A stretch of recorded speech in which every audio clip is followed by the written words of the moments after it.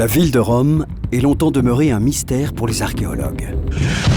La plus grande partie de la cité éternelle a été ensevelie par les constructions suivantes. Pourtant, Rome a beaucoup à nous apprendre des mentalités romaines. Dans l'Antiquité, ces monuments grandioses, ces lieux de pouvoir, cette architecture composée pour côtoyer les cieux ont toujours attiré les regards étrangers. Les ingénieurs romains ont bâti des copies de Rome aux quatre coins de la Méditerranée. Partout, les mêmes cirques, les mêmes forums, les mêmes temples à colonnades. Mais ces cités ne sont pas de vulgaires copies de la capitale éternelle. Elles sont plus que cela, la preuve matérielle d'une stratégie de conquête.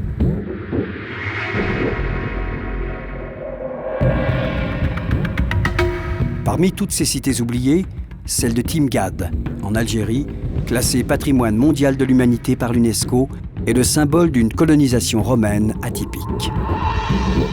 Pour le comprendre, il faut plonger au cœur de son histoire.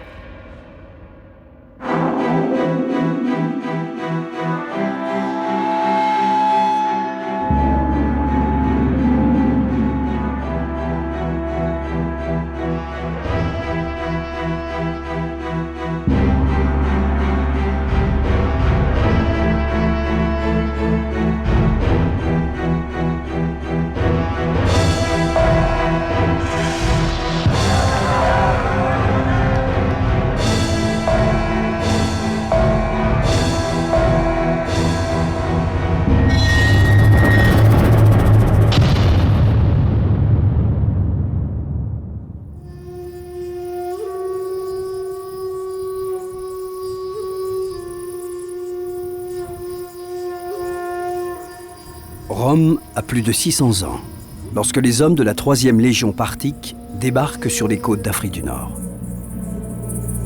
La Numidie brûle sous le soleil. L'air embaume du parfum tenace des garrigues surchauffées. Mais ces hommes ont l'habitude. Il y a là les vétérans des campagnes orientales de l'empereur Trajan.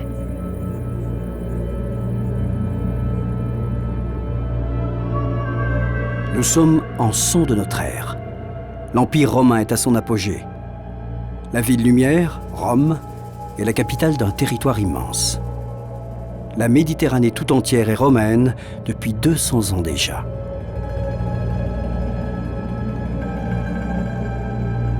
Comment les Romains ont-ils réalisé cette prouesse? Comment ont-ils assujetti des millions d'étrangers, Gaulois, Mauritaniens, Numides, Égyptiens, Arabes ou Parthes? Comment ont-ils bâti ces cités au milieu de contrées arides, attirant à eux des populations nomades depuis des millénaires? Comment pouvaient-ils tenir un territoire de 16 millions de kilomètres carrés et de 80 millions d'habitants? Ceux qui ont longtemps cru que les Romains s'étaient imposés par la seule force de leur légion se sont trompés. En fait, Rome s'est nourrie de l'extraordinaire vitalité africaine. Les ruines des cités perdues d'Afrique du Nord gardent le souvenir de cette mystérieuse alchimie entre deux peuples, deux mondes, deux civilisations.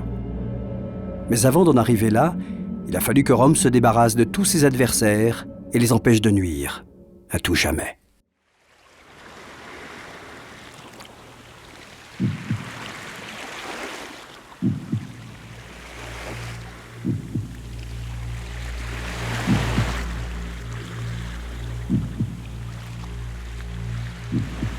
Tout le sort de la grande épopée romaine s'est sans doute joué sur les bords de la Méditerranée. 2e siècle avant Jésus-Christ. Aux portes de l'Afrique, Carthage, la rivale détestée, empêche Rome de régner en maître sur cette grande mer intérieure. Pendant trop longtemps, les éléphants d'Hannibal ont fait peser sur la péninsule italienne une menace sanglante. Les Romains ne veulent plus voir des ennemis aux portes de leur capitale. Ils veulent se rendre maîtres des routes maritimes qui leur ouvriraient les portes d'un commerce florissant avec le Proche-Orient et l'Égypte. Si les légions prennent Carthage, la cité punique devra être rasée de la carte du monde. Elle le sera.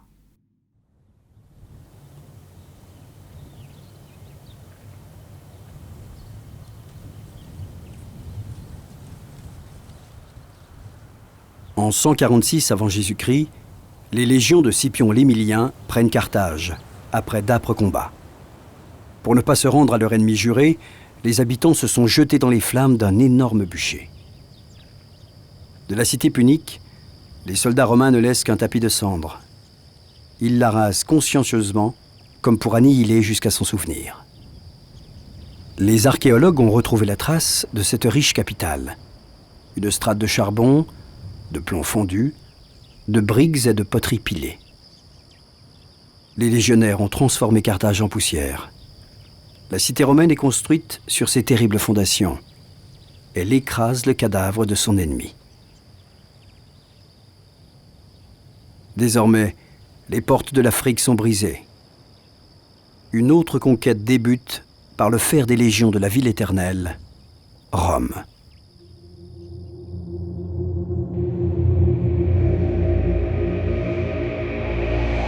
Mare Nostrum, notre mer.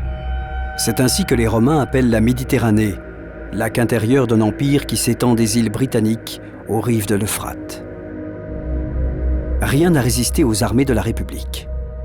À l'avènement du premier empereur, Auguste, en 27 avant Jésus-Christ, les frontières de cet empire sont fixées.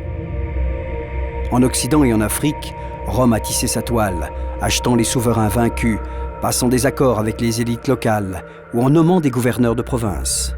Puis, la conquête s'est poursuivie vers l'Est, sur les traces d'Alexandre le Grand.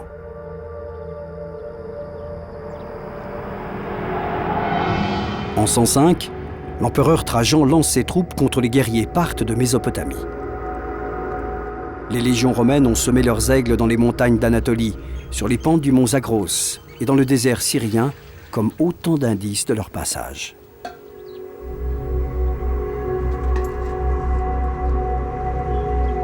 À Zeugma, les troupes de Rome ont laissé leur empreinte jusque dans la pierre des carrières, destinée à bâtir de somptueuses cités. Les légions avancent en bâtissant le monde romain.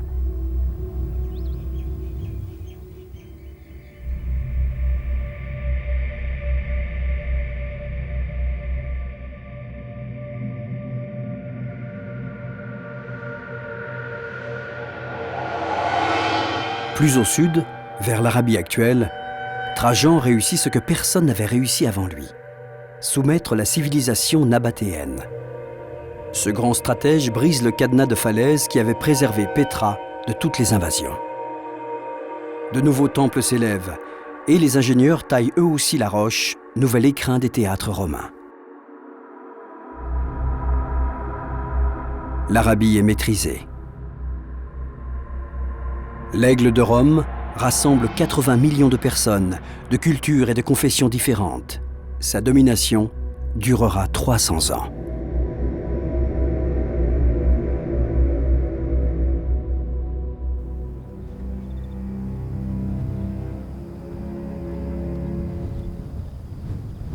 En 100, la 3e légion trajane s'est installée à Timgad, en Afrique du Nord.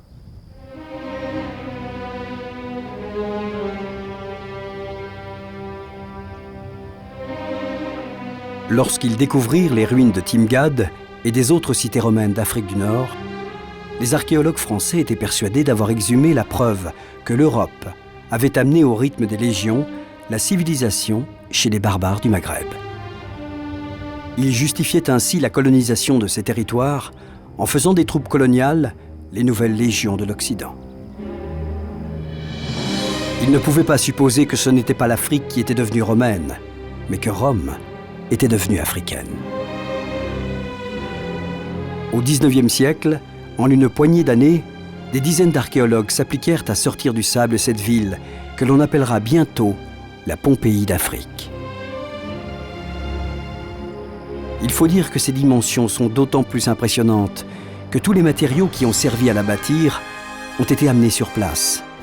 La pierre, le marbre ont fait des dizaines, voire des centaines de kilomètres pour rejoindre cette cité des Aurès, perdue au milieu des montagnes. Parce qu'il était fondé sur un quadrilatère impeccable, on a longtemps cru que le plan de Timgad était plaqué sur celui d'un camp de la Légion. Mais pour comprendre les vestiges laissés par ses habitants, il fallait remonter le temps jusqu'à parvenir aux heures de sa fondation. Ce plan minutieux nous délivre un message que seuls des spécialistes d'architecture antique sont capables de déchiffrer.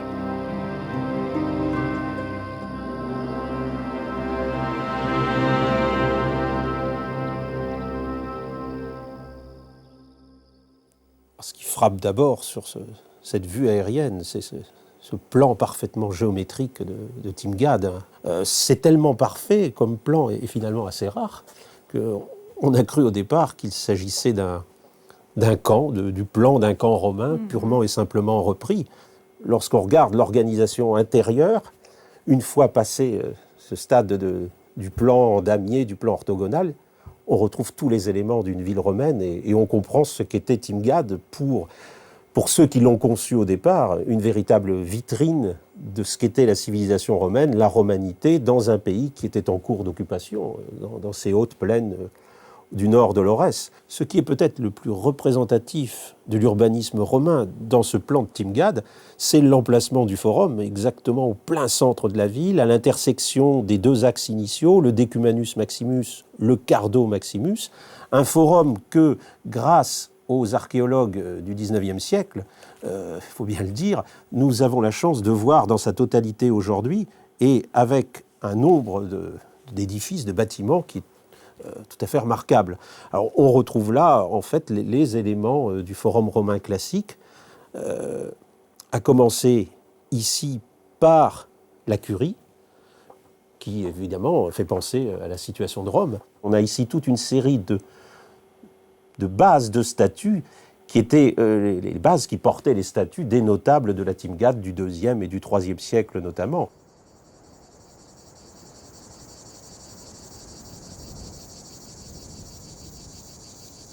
Ce forum, ces bâtiments publics, ces édifices religieux, toute la vie municipale qui s'y rattache, apparaissent comme une énigme. C'est une copie miniature de Rome, mais pourquoi faire ? L'archéologue algérienne Nassera Bensedik a consacré sa vie à l'Antiquité romaine en Afrique du Nord. Elle sait que la civilisation punique n'avait pas attendu les Romains pour construire des villes sur les côtes de Méditerranée. À l'intérieur des terres, cependant, l'urbanisation était moins répandue. Les hauts plateaux dans lesquels Timgad est enchâssé abritaient le plus souvent des populations nomades. La région est loin d'être un paradis luxuriant. La présence de la cité en ce lieu est un mystère. Sur quelle richesse comptaient ses fondateurs ? Qui sont ceux qui ont posé les premières pierres de la ville ? Pourquoi se sont-ils enfoncés dans des contrées si inhospitalières ? C'est dans la ville elle-même que l'on peut trouver les premiers éléments de réponse.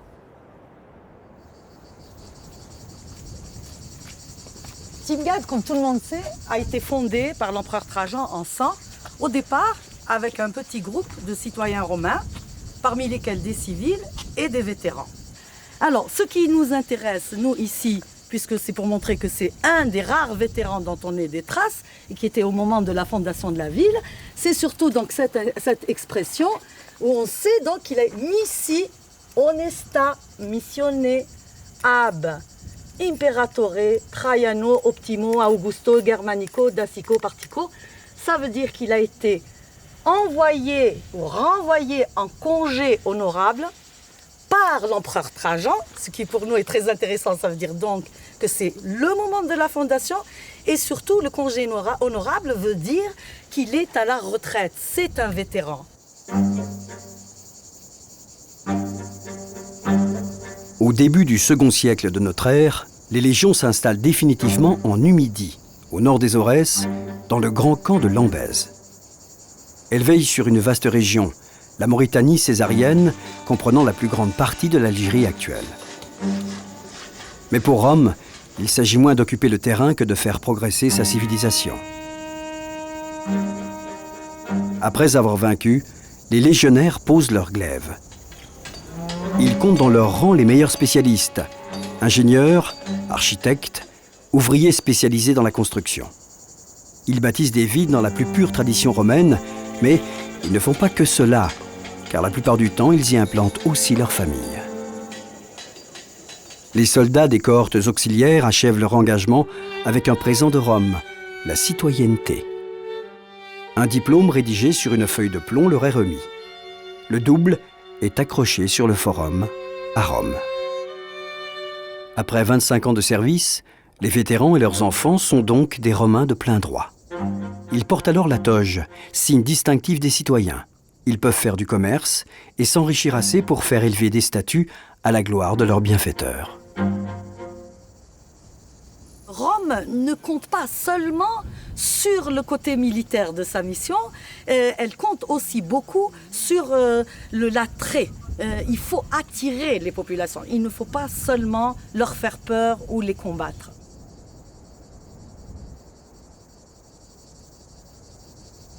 La ville de Timgad est une vitrine de la romanité. Elle ressemble à toutes ses sœurs fondées autour de la Méditerranée, reliées entre elles par 90 000 km de voies pavées. Ainsi, le voyageur n'est pas dépaysé. Il chemine dans un empire qui affirme son unité. Mais ce que Timgad offre aux voyageurs et aux populations locales, c'est l'accès à un cadre de vie sociale, religieuse, intellectuelle. La ville est un centre d'activité économique incontournable. C'est aussi un lieu de plaisir et de délassement où s'épanouit le mode d'existence des Romains. Nombre de maisons possèdent un puits.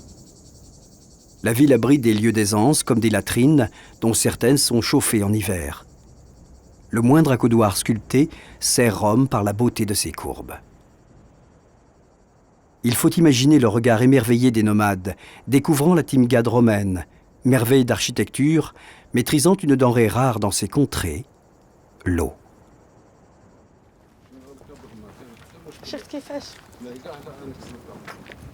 Donc on va voir comment arrive l'eau dans les thermes.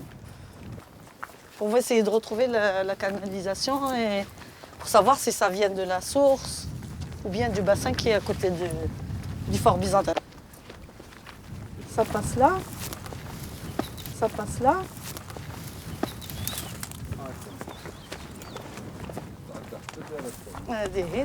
Voilà, donc la piscine, donc voilà les thermes qui utilisent l'eau. Oui, parce que là-bas, à côté du fort byzantin, ils ont trouvé aussi des conduites. Il y a un bassin, il y a des conduites. Tu as vu? Là aussi. Ce qui est très frappant à Timgad, c'est l'abondance des thermes, le nombre extraordinaire d'ensembles thermaux, de bains publics et privés qui ont été retrouvés. 27 ensembles en tout. Et puis il ne faut pas oublier qu'on est tout de même en Afrique du Nord, au sud de l'Algérie actuelle, voilà, dans une région qui est relativement sèche. L'abondance d'eau que supposent les thermes était le plus bel exemple peut-être de ce que pouvait apporter la civilisation romaine, la romanité aux populations africaines. Sous les dalles du Cardo et du Decumanus, les deux grandes avenues de la cité, les archéologues ont découvert la preuve de l'extraordinaire modernité de l'urbanisme romain. Les ingénieurs avaient tout prévu.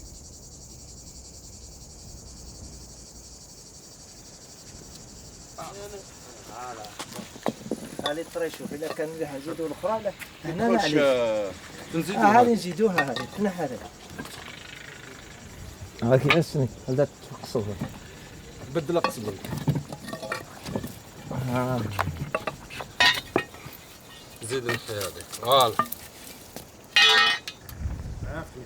تقل شو مسحوس خدم نهار ما تخدم الفشل اللي قدر تشتروهم زريق.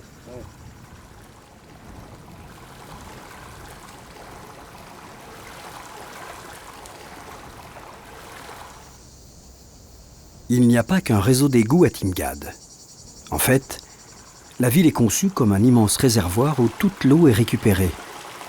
Car la cité romaine est une grande consommatrice du précieux liquide. Dans ses entrailles, un vaste dispositif de bassins de décantation reçoit les eaux d'infiltration et d'écoulement. Elles y sont patiemment filtrées. Un système de canalisation les achemine ensuite vers les dizaines de fontaines embellissant les coins de rue. L'eau coule partout. Timgad est une oasis.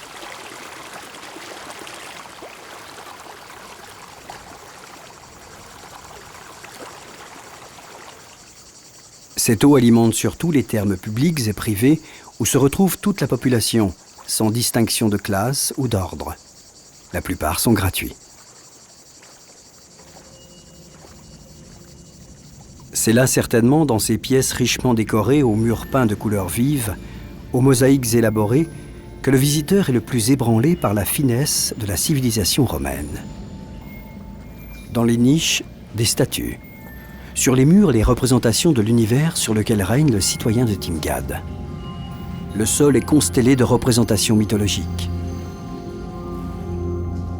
C'est ainsi que les dieux de Rome marquent les esprits et se mêlent peu à peu aux divinités locales. C'est aussi dans ces bains, où les notables échangent en latin, que se forge le destin commun de ces peuples. Ces ornements témoignent de la douceur de vivre à Timgad, de la chasse, de la pêche, des plaisirs de la table. Mais ces scènes polychromes ne sont pas un trompe-l'œil pour attirer les incrédules. Dans ces lieux publics, les Numides vont s'approprier un art, celui de la mosaïque, qu'ils vont transcender jusqu'en devenir des maîtres incontestés.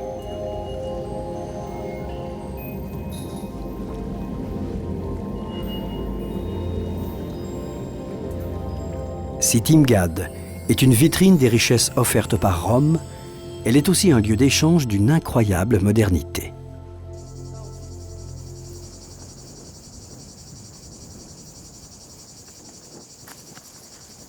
Timgad est une ville qui, dans l'Antiquité, disposait déjà de toutes les commodités d'une ville moderne, aussi bien sur le plan de l'approvisionnement en eau, on a vu avec les différentes conduites, les aqueducs, la conduite qui vient ici au terme, les fontaines, que de ce réseau d'évacuation des eaux usées. Et on a pu voir par exemple comme ça que dans les latrines, il y a 19 siècles, il y avait déjà le tout, ce qu'on appelle maintenant le tout à l'égout, et qui dans beaucoup de villes contemporaines n'existe pas encore.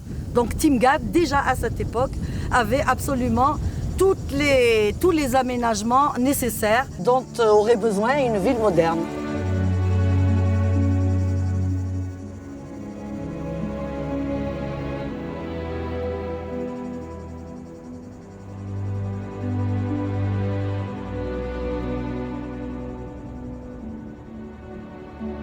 C'est dans ces termes, dont les fondations ont résisté au temps, que chaque jour, les habitants de Timgad se retrouvent pour cet acte de la vie quotidienne qui est presque une cérémonie, le bain.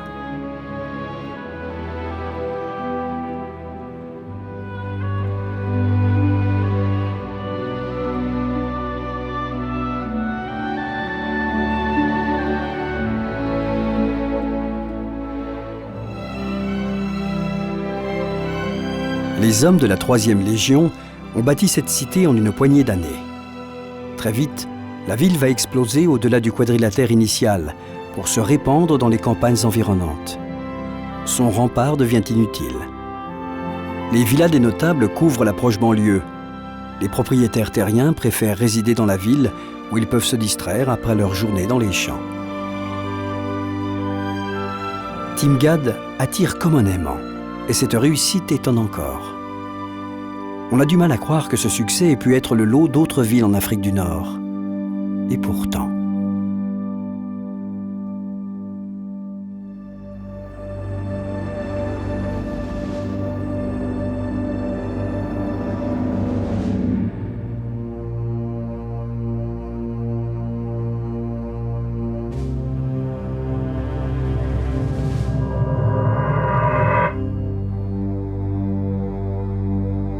Des confins de la Libye aux portes de l'océan Atlantique, toute l'Afrique du Nord se couvre de colonies comme Timgad. Toutes n'adoptent pas un plan aussi rectiligne. La cité de Douga s'est adossée sur le flanc d'une colline, dominant les plaines cultivées. La ville est entourée de milliers d'oliviers. Comme Timgad, Douga possède un système de récupération et d'évacuation des eaux. Le théâtre servait même d'entonnoir pour recueillir la moindre averse. Malgré ce climat quasi désertique, les thermes lyciniens s'élevaient sur plusieurs étages et la ville possédait elle aussi des thermes équipée de latrines où les notables se rassemblaient pour débattre de l'avenir de la cité.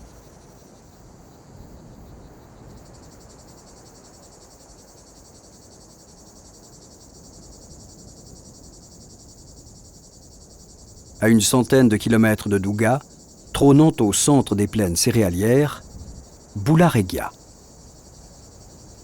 La chaleur y était si intense que les riches propriétaires avaient fait creuser la roche pour y construire une autre maison, à l'identique de la première, mais beaucoup plus fraîche en été.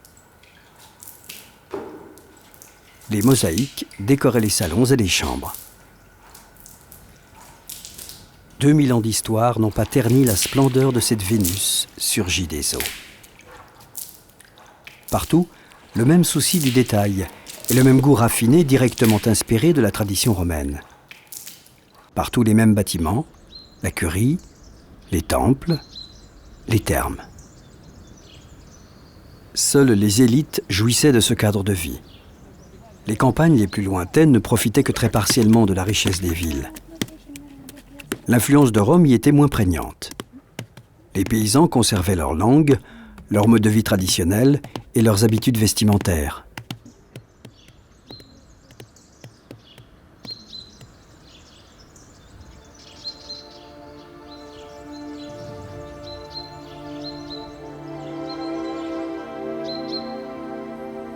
Les travaux entrepris sous l'égide de Rome pour équiper et moderniser ces terres alors quasiment vierges ne cessent de faire rêver par leur démesure et leur longévité. Pour faire boire la Carthage romaine, les ingénieurs vont réaliser un ouvrage gigantesque. Une prouesse qu'aucune civilisation suivante ne rééditera en ce lieu. L'aqueduc de Zaghouan est un mur de 30 mètres de haut, acheminant l'eau des montagnes sur 132 km. À Malaga, il alimente le plus vaste réservoir hydraulique du monde romain, des citernes de 60 000 mètres cubes.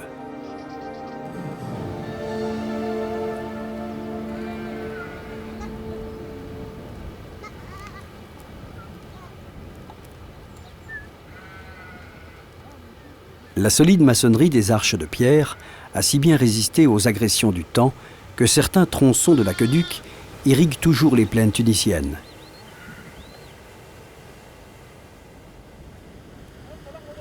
« 2000 ans ont passé et les bergers viennent encore abreuver leurs troupeaux. Les paysans modernes bénéficient toujours de l'héritage antique.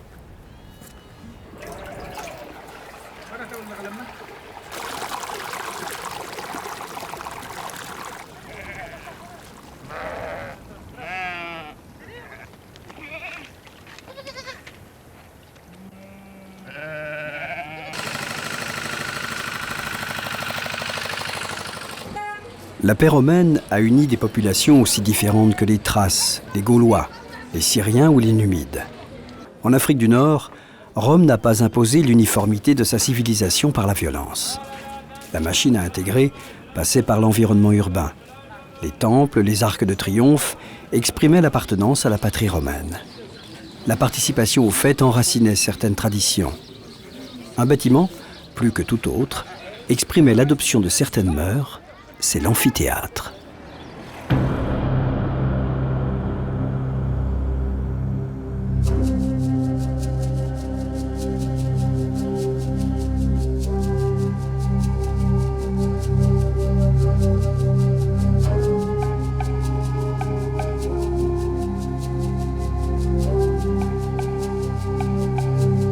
L'amphithéâtre de Thysdrus est le troisième de l'Empire, après le Colisée de Rome et celui de Capoue. Ces vestiges écrasent la bourgade moderne d'El Djem, qui ne compte aujourd'hui que 10 000 âmes. Sous l'Empire, la cité romaine réunissait 40 000 habitants et l'amphithéâtre pouvait accueillir 30 000 personnes. Les spectateurs de la ville et ceux accourus des campagnes y assistaient à de somptueux spectacles financés par de généreux donateurs. Ils se délectaient des courses de chars, des combats de gladiateurs et des chasses où les hommes affrontaient des animaux sauvages dans un décor de savane entièrement reconstitué. La diffusion des mentalités et du mode de vie romain passait aussi par ces spectacles. En quelques dizaines d'années, Rome a réussi à imposer jusqu'à ces divertissements. Les théâtres et les amphithéâtres attiraient les populations des campagnes. Ces monuments n'étaient pas seulement issus de la tradition architecturale romaine. Tout était conçu pour attirer le plus grand nombre d'étrangers à la ville. Les amphithéâtres jouaient un rôle dans la conquête des cœurs. À l'université de Caen, des architectes, des informaticiens, des historiens de l'art ou des spécialistes en lettres classiques coopèrent dans le cadre d'un projet d'archéologie expérimentale, la reconstitution virtuelle de la ville de Rome. Pour réinventer cette cité, ils se sont mis dans la peau des ingénieurs romains. Ils savent décrypter les messages que nous délivrent les monuments des villes antiques. On a une autre preuve de la réussite, et peut-être c'est la plus frappante, de cette greffe que représente une colonie dans cette région du sud-est de l'Algérie, donc de la Numidie antique, c'est le théâtre de Timgad. Un théâtre qui, d'une part, est, on le voit aussi bien sur la photo que sur le plan, un théâtre qui a une forme très classique. On chiffre sa capacité à 3500 ou 4000 places. Je ne sais plus quels sont les chiffres des théâtres romains. Écoute, Rome avait 3 théâtres qui ont été construits successivement au cours du 1er siècle avant Jésus-Christ. Et pour ce qui est du théâtre de Balbus, par exemple, qui est un des plus petits, il est estimé à une capacité d'à peu près 11 500 personnes. Près de 4000 places ici, pour une ville qui, à l'époque où le théâtre a été construit, avait peut-être 10 000 habitants. 8 à 10 000 habitants, on prend conscience tout de suite de l'énormité. Imaginons une ville moderne en France de 10 000 habitants qui aurait une salle de spectacle de 4 000 places. Et donc, cette énorme capacité, manifestement, reflète la volonté d'ouverture de la cité vers l'extérieur, vers les campagnes, vers les populations qui habitaient jusqu'à Lambèze. On peut imaginer donc cette foule très bigarrée qui se rendait à la ville pour participer, donc pour vendre les produits des champs, mais aussi goûter au plaisir de la ville et assister à des spectacles théâtraux. C'est un moyen pour Rome, finalement, de faire admettre de faire admettre sa domination, d'intégrer les populations, que la construction de cités comme celle-là, même si celle-ci, évidemment, au départ, semble être une greffe un peu artificielle, mais c'est une greffe qui a très bien pris.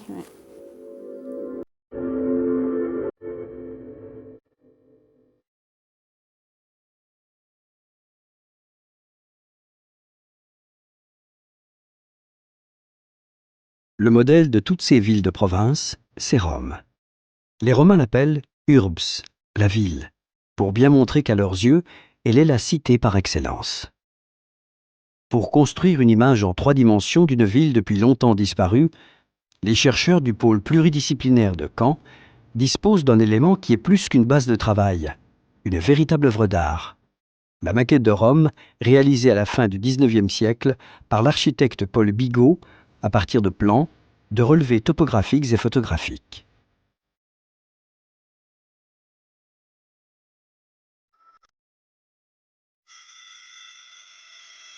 Au IIe siècle, la capitale du monde romain compte environ 1 million d'habitants. Elle a largement dépassé l'enceinte des 5 collines où elle s'était fixée à l'origine, en 753 avant Jésus-Christ. Rome est le cœur de l'Empire. C'est là que résident les empereurs. C'est aussi là que s'élèvent les temples somptueux où sont célébrés les cultes impériaux. La dévotion administrative des Romains s'exprime sur les forums ou dans les basiliques, abritant les bureaux et les boutiques. Cœur de l'Empire, Rome ne vit que des produits qui lui parviennent, arrivés à Ostie par bateau, des 4 coins de la Méditerranée. Le blé d'Égypte, l'huile d'Afrique du Nord, le vin de Gaule nourrissent la mer des villes. Au fil du temps, la cité est de plus en plus bigarrée et cosmopolite. Elle est le reflet vivant de la diversité fantastique des contrées qu'elle domine. Après des semaines, des mois passés sur les voies cahotantes qui quadrillent le pourtour méditerranéen, les élites provinciales viennent s'imprégner de l'ambiance des bords du Tibre. Ils vont au Colisée voir les héros de leur temps, les gladiateurs. Ils suivent avec passion les courses de chars du Circus Maximus et assistent aux représentations théâtrales dont ils ramènent les textes dans leur ville d'origine.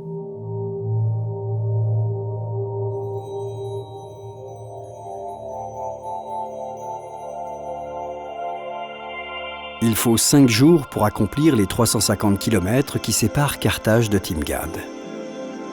Quelle joie de retrouver sa propre cité, de se remémorer le clapotis des fontaines publiques, d'imaginer les délices du bain après un voyage sur une route écrasée de soleil, balayée par la poussière ocre des Aurès.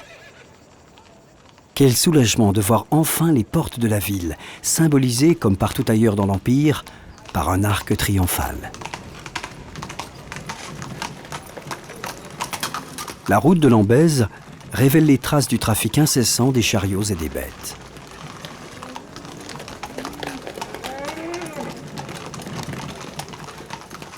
Les ruines de Timgad préservent les stigmates des heures où ce grand corps de pierre était encore vivant. Au plus profond du roc, les hommes ont gravé l'empreinte de leur passage.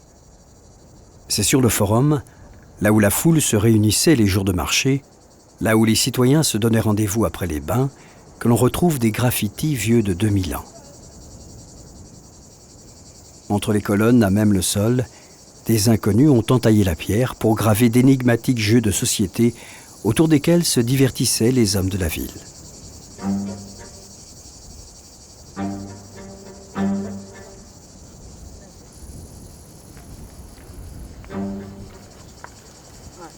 Alors donc, normalement, Le dallage est couvert de ces jeux improvisés, marelles ou jeux de billes, dont les règles sont depuis longtemps perdues.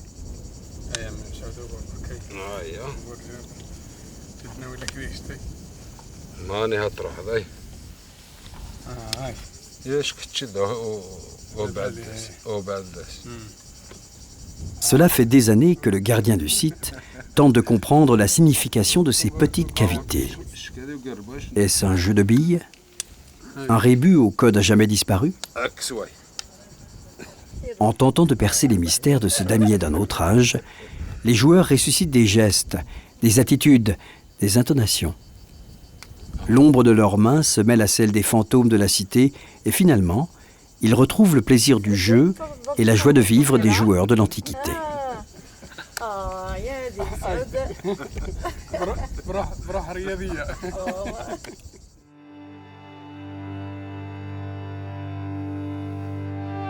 Le voyageur qui survole Timgad remarque instantanément l'agencement parfait de ce carré, réparti en petits îlots de même taille.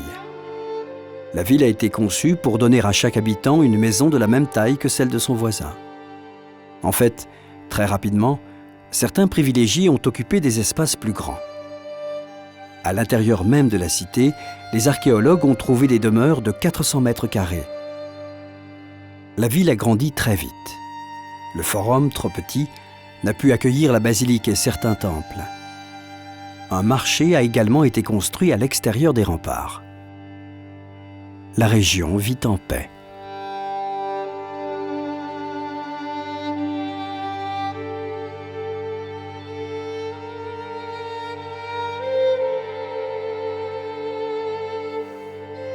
Lorsqu'on pénètre dans la ville par la porte de l'ouest, on est surpris de l'animation qui y règne.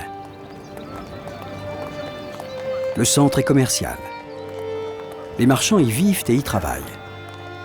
Dans les 2 rues principales, les devantures sont protégées par un portique à colonnes. Les rues retentissent du bruit des potiers, des chaudronniers, des menuisiers. Le forum est à 2 pas des boutiques. Les habitants y flânent, venant aux nouvelles. C'est ici qu'arrivent les dépêches de Rome, amenées par la poste impériale qui roule jour et nuit, parcourant 150 km par jour.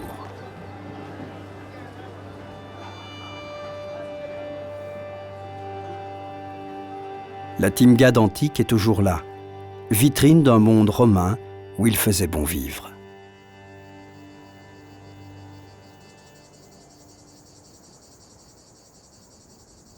voici ce qu'on a écrit.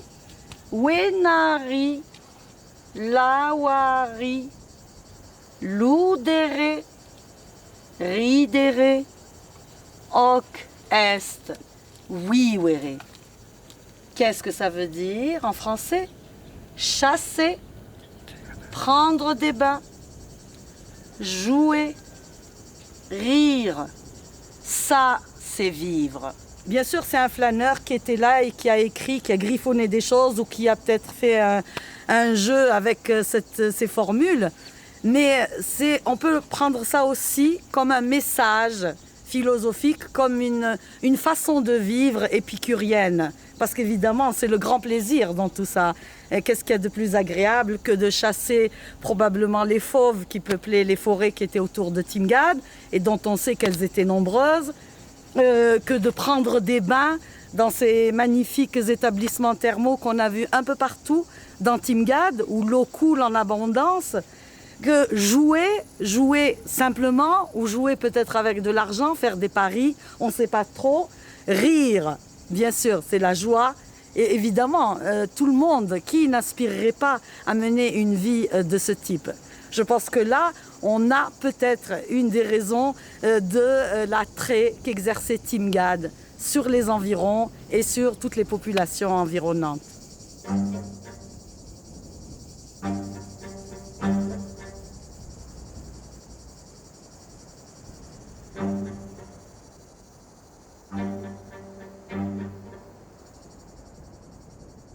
« 50 ans après sa construction, Timgad n'est pratiquement plus peuplé que de Numides. Les Romains d'origine y sont minoritaires. L'administration de la cité est revenue aux mains des autochtones imprégnés de la culture gréco-latine.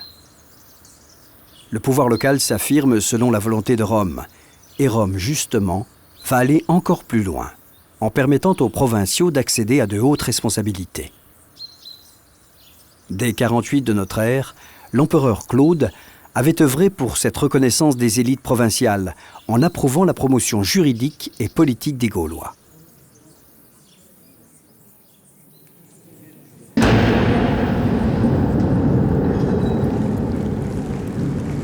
Qu'est-ce qui a causé la perte des Athéniens, malgré leur valeur militaire, sinon leur habitude d'écarter les vaincus comme les étrangers? Des étrangers ont régné sur nous.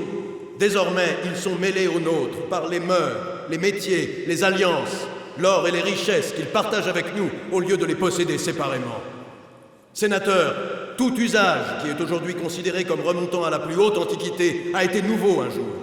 Le peuple de Rome a accédé à la magistrature après les aristocrates, les habitants du Latium après le peuple de Rome, les autres peuples d'Italie après les habitants du Latium.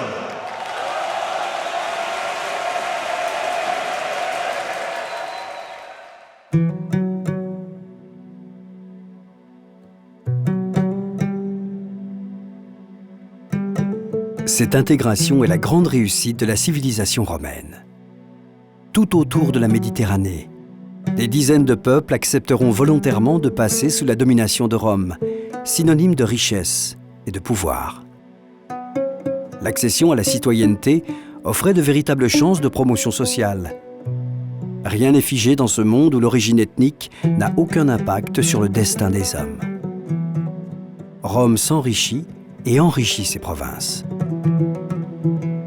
En 100, le fondateur de Timgad, l'empereur Trajan, originaire d'Espagne, lance une grande campagne de plantation d'oliviers en Afrique du Nord. Son successeur, Hadrien, fait de même. Les deux hommes consentent d'importants avantages aux paysans qui plantent cet arbre.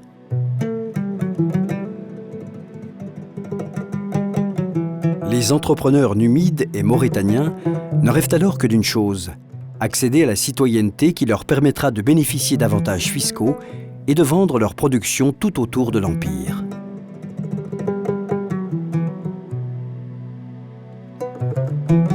Dès lors, comment s'étonner que ces hommes aient adopté si facilement les usages de Rome?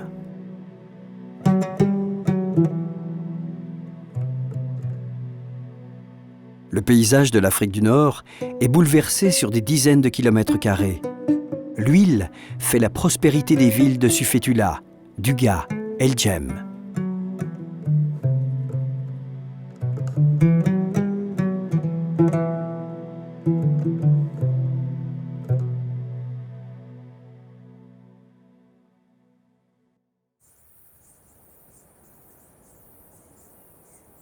Les colonies fondées par Rome ont bien été des poumons de la romanisation en Afrique du Nord.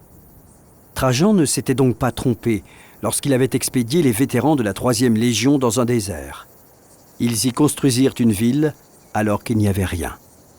50 ans plus tard, les fils de Timgad s'engagent dans les légions pour défendre l'Empire et devenir des citoyens à part entière.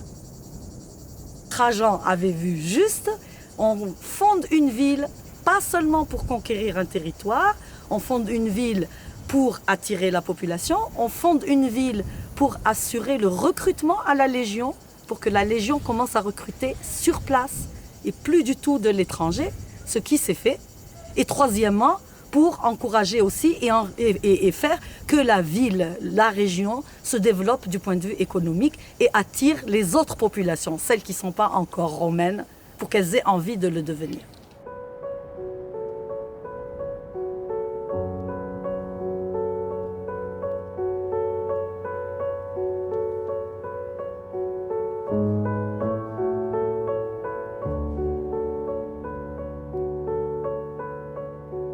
Au milieu du IIe siècle, Timgad compte 15 000 habitants. Carthage est devenue la capitale de l'Afrique proconsulaire et la troisième ville de l'Empire, avec 200 000 habitants. Les légionnaires romains épousent des femmes numides. Leurs garçons servent dans l'armée. Deux civilisations s'apprivoisent au rythme des alliances. Sur les stèles funéraires de Timgad cohabitent les dieux berbères, puniques et romains. Certains dieux locaux ont survécu, d'autres se sont fondus avec les dieux du Panthéon de Rome.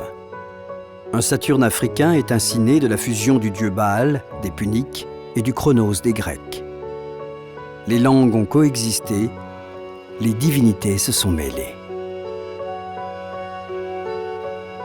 Sur certaines mosaïques, on retrouve la preuve de ce formidable syncrétisme. La ville de Rome est entourée de ses provinces, figurées par des visages de femmes, parées des signes distinctifs de leurs origines. L'Afrique est là, dotée d'une mèche en trompe d'éléphant et de 2 défenses d'ivoire.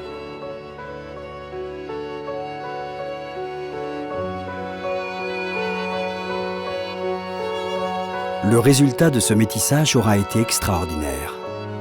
Les sculpteurs africains des chapiteaux corinthiens rajouteront des feuilles d'acanthe à leurs œuvres, jusqu'à les surcharger d'un décor baroque. Ils mêleront le marbre et la pierre dans des parures ornementales faisant pâlir d'envie les artistes de la Rome impériale. L'enrichissement des bourgeoisies municipales permettra l'essor de la mosaïque de pavement dont les maîtres sillonneront l'Empire. En 191, cette terre sera le berceau d'une des plus grandes dynasties impériales, les Sévères, originaire de Tripolitaine, la Libye actuelle. En 212, Caracalla promulgue un édit révolutionnaire. Il accorde la citoyenneté à tous les hommes libres de l'Empire. C'est l'aboutissement de 500 ans de romanisation. En 244, Philippe l'Arabe, né à 80 km de Damas, en Syrie, succède à Sévère Alexandre, également natif de cette ville.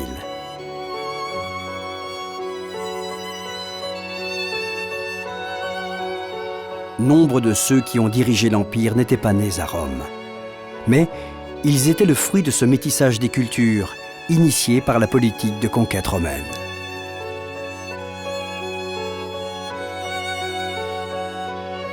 La Pax Romana, la paix romaine, n'avait pas été vaine. Et si l'Empire avait été conquis au fil du glaive des légions, c'est une politique de tolérance et d'intégration qui permit à Rome de le maintenir pendant 500 ans. Après avoir rasé Carthage, l'Afrique n'était pas devenue romaine, mais c'est bien Rome qui s'était faite africaine.